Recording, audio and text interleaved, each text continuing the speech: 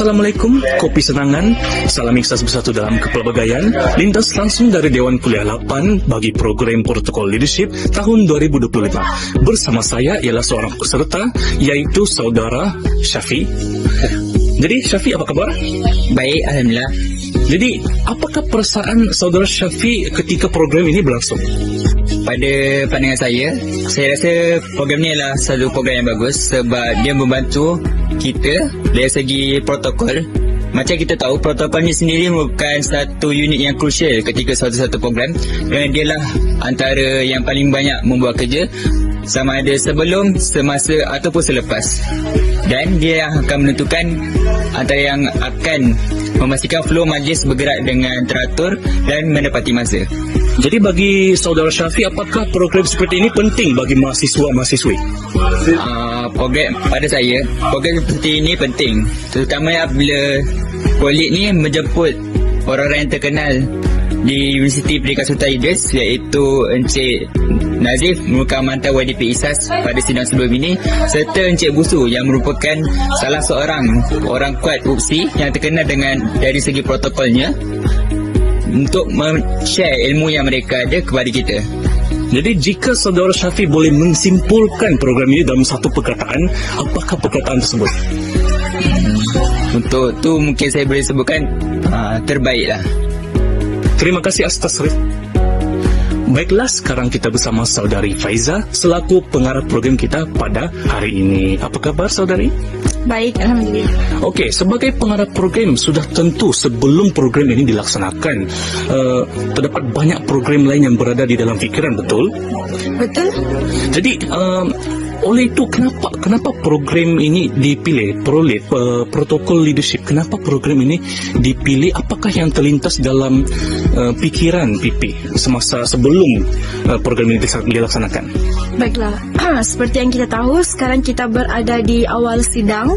Jadi pada pendapat saya adalah pentinglah untuk kita buat satu program yang boleh memberi pendedahan tentang gerak kerja, tentang protokol semasa program. Jadi for me it's bergunalah untuk rakan Exco IKSAS sendiri, supaya selepas ini kita lebih mahir dan lebih berpengetahuanlah dalam berprogram. Jadi selepas ini, kalau program yang sama akan dilaksanakan akan datang, adakah PP menggalakkan orang mengikuti program ini? Saya amat menggalakkanlah setiap sidang rakan Exco IKSAS untuk mengikuti program ini. Jadi PP, kalau boleh simpulkan program ini dalam satu perkataan saja, apakah perkataan tersebut? Solid. Baiklah, terima kasih atas respon yang sangat baik tadi. Baiklah, seterusnya kita bersama Saudari Elsa, yaitu timbalan yang diketua Ikatan Sepadu Anak Jati Sabah. Hari ini kita telah menyaksikan inisiatif yang telah dilancarkan oleh IKSAS, yaitu buku panduan protokol IKSAS. Jadi, pertanyaannya kepada Saudari, apakah objektif dan harapan Saudari dengan pelancaran buku panduan protokol ini? Okey, terima kasih atas soalan tersebut. Dari segi objektif, semasa penghasilan buku ini, saya berharap agar ia dapat membantu para ahli IKSAS sendiri untuk lebih memahami protokol dan susun atur dalam merancang program yang dilaksanakan. Dan harapan saya selepas pelancaran panduan protokol IKSAS ini adalah agar semua ahli IKSAS dapat mempelajari lebih dalam berkenaan dengan protokol dan seterusnya menjadi panduan kepada segala perancangan program yang akan dijalankan di bawah pimpinan IKSAS, akan menjadi lebih mudah dan teratur untuk kepada pengarah program pada masa akan datang. Terima kasih atas respon yang sangat baik sebentar tadi. Baiklah, sekarang kita bersama mantan yang dipertua Ikatan Sepadu Anak Jati Sabah bagi sidang 2024-2025 sekaligus penceramah bagi program kita pada hari ini. Apa kabar, saudara? Kabar baik. Okey.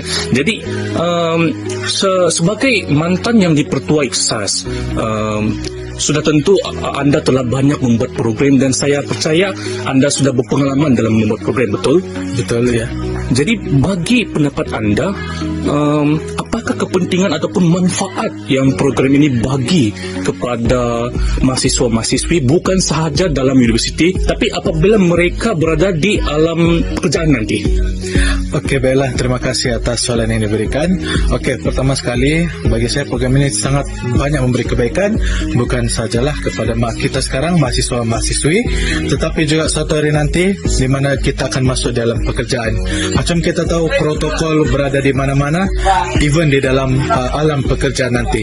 Jadi melalui protokol yang telah kita dengar tadi daripada penceramah, saya termasuk juga dengan Encik Azrul, di mana soft skill itu boleh diguna pakai di alam pekerjaan.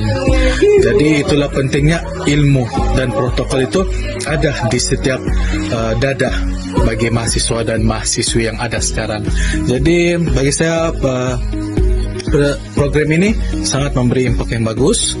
Begitu juga dengan pelancaran buku sebentar tadi, di mana buku tersebut boleh menjadi sebuah rujukan bagi mahasiswa dan mahasiswi yang ingin memasukkan dirinya di alam protokol.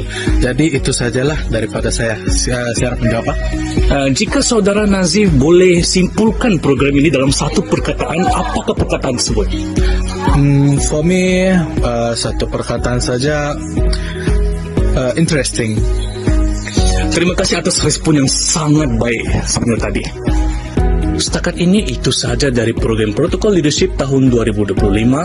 Sekian dari TV Ikhsas, Perintis Informasi Bermakna.